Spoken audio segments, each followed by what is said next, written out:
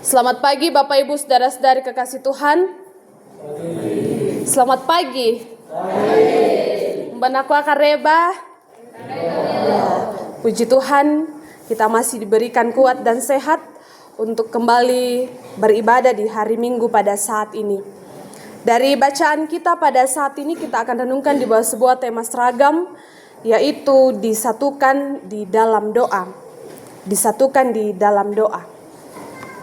Bapak Ibu saudara-saudari, kalau kita berbicara tentang doa, tentu ini hal yang sudah tidak lazim dalam kehidupan kita.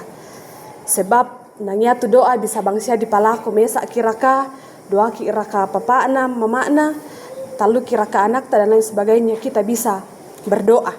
Nah, doa adalah komunikasi spiritual antara manusia dengan Tuhan yang dapat berupa permohonan, pujian, ungkapan syukur, dan pengakuan dosa. Itulah sebabnya biasa kiranya Tuhan berkenan, kami mengucap syukur, kami mengakui kesalahan kami, dan banyak lagi. Karena doa berisi permohonan, ungkapan syukur, dan pengakuan dosa. Lalu kalau kita berdoa dalam bentuk permohonan, ada beberapa hal yang biasa kita mohonkan dalam doa permohonan. Misalnya kekuatan, kesehatan, umur panjang, kesejahteraan. Tapi kalau kita berbicara tentang doa permohonan ini menjadi hal-hal pribadi yang sering kita minta dalam doa. Supaya diberikan umur panjang, supaya diberikan kuat dan sehat, supaya diberikan kesejahteraan dan lain sebagainya. Namun satu hal yang harus disadari Bapak Ibu saudara-saudari, bahwa permintaan yang kita sampaikan di dalam doa seharusnya tidak melulu hanya tentang diri kita sendiri. Kumwakilana tambah osamo dewata, supaya saya diberi umur panjang, kuat dan sehat. Itu untuk kepentingan diri kita sendiri. Kadang kita hanya berdoa itu untuk diri tak sendiri, supaya saya kuat, supaya saya sehat, supaya saya sejahtera, damai, bahagia, sentosa. Tapi ternyata kadang kita lupa untuk mendoakan orang lain. Paulus dalam bacaan kita pada saat ini kemudian memberikan teladan bagaimana Paulus tidak hanya berdoa untuk dirinya, tetapi ia bermohon kepada Tuhan untuk orang lain. Mari kita perhatikan bacaan kita. Ada beberapa pokok-pokok doa yang disampaikan oleh Paulus. Yang pertama di ayat yang ke-16 hingga ayat yang ke-17. Di situ Paulus mendoakan agar Roh menguatkan dan meneguhkan iman jemaat Efesus, sekaligus memampukan mereka untuk saling mengasihi. Di sini Paulus mendoakan agar Roh menguatkan dan meneguhkan iman jemaat di Efesus pada saat itu. Kalau Paulus mendoakan tentang iman yang kuat ini akan membentuk kepribadian yang tangguh dan memampukan seseorang untuk menyatakan kasih sekalipun dalam kondisi yang tidak menyenangkan. Ini hal yang sangat luar biasa. Ketika kemudian Paulus mendoakan supaya jemaat di Efesus terbentuk dalam karakter yang baik, yang kemudian tetap bisa menyatakan kasih meskipun dalam kondisi yang tidak menyenangkan. Ya duka te paralu direnungkan Bapak Ibu saudara-saudari. Biasa kalau hati tak tidak baik-baik saja, penawat tak tidak baik-baik saja, biasa mah banda-banda tu palako kasih. Kadiko saya tidak beres perasaanku, ngapain saya menyatakan kasih? Tapi kemudian Paulus mendoakan itu bagaimana supaya jemaat tetap mampu menyatakan kasih meskipun taek melona sading, meskipun penanna tidak bagus, tetapi Paulus mendoakan itu supaya jemaat tetap dimampukan menyatakan kasih. Ini juga yang menjadi perenungan bagi kita, bagaimana kita tetap mampu menyatakan kasih dalam hidup ini meskipun situasi dan kondisi yang kita hadapi sedang tidak baik-baik saja, meskipun situasi dan kondisi yang kita hadapi sedang tidak menyenangkan. Kemudian yang kedua, pokok doa Paulus yang kedua di ayat yang ke-18, di situ Paulus berdoa agar jemaat mampu memahami betapa lebarnya, panjangnya, tingginya, dan dalamnya kasih Allah. Saya kira ini tidak perlu kita uraikan karena ya patan-patan lako kaleta kita sudah merasakan sendiri betapa luasnya, betapa panjang dan lebarnya kasih Tuhan itu dalam kehidupan kita. Kita bisa merasakan panen yang melimpah itu karena kasih Tuhan.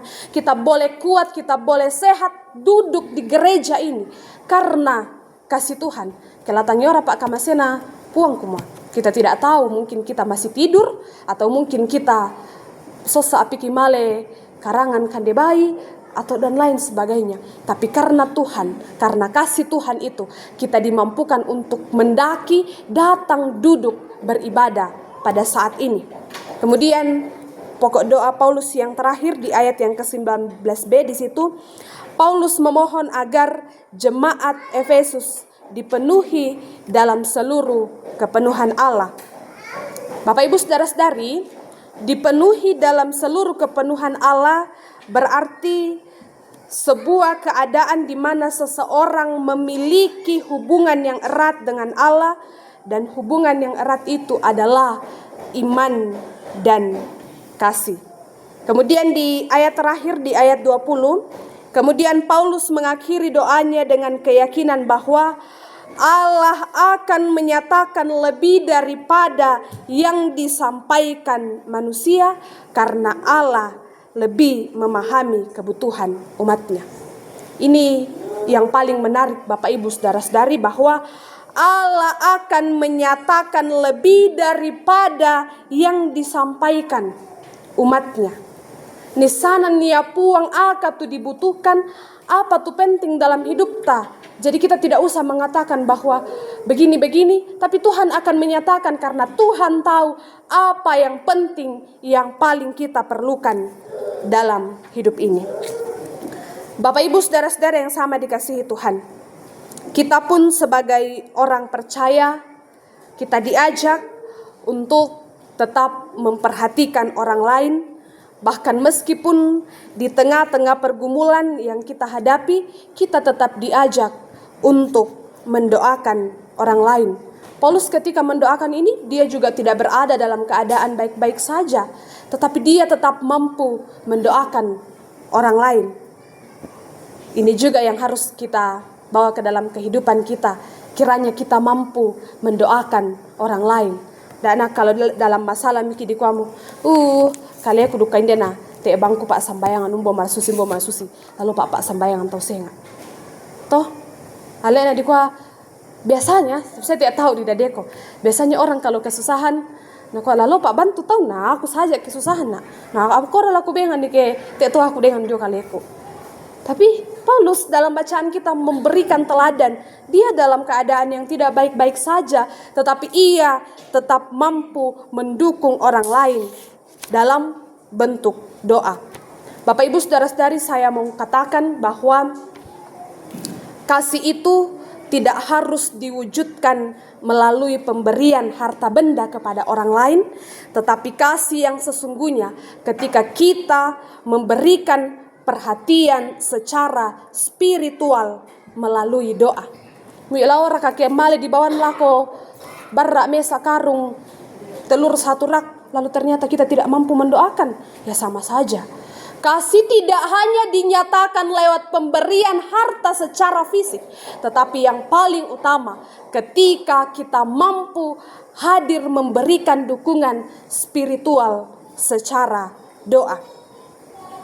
Bapak Ibu saudara-saudari, kita yang hadir pada saat ini tentu punya keluarga di tempat-tempat lain. Komunikasi saja tidak cukup, tapi yang paling penting adalah terus mendoakan mereka. Mari Bapak Ibu saudara-saudari, sebagai orang percaya, kita diingatkan dan diajak untuk peduli kepada sesama kita lewat kepedulian spiritual dalam bentuk doa, sehingga kita mampu bersama-sama bergandengan tangan dalam mewujudkan misi Allah lewat saling peduli, lewat saling menguatkan di dalam doa. Amin. Mari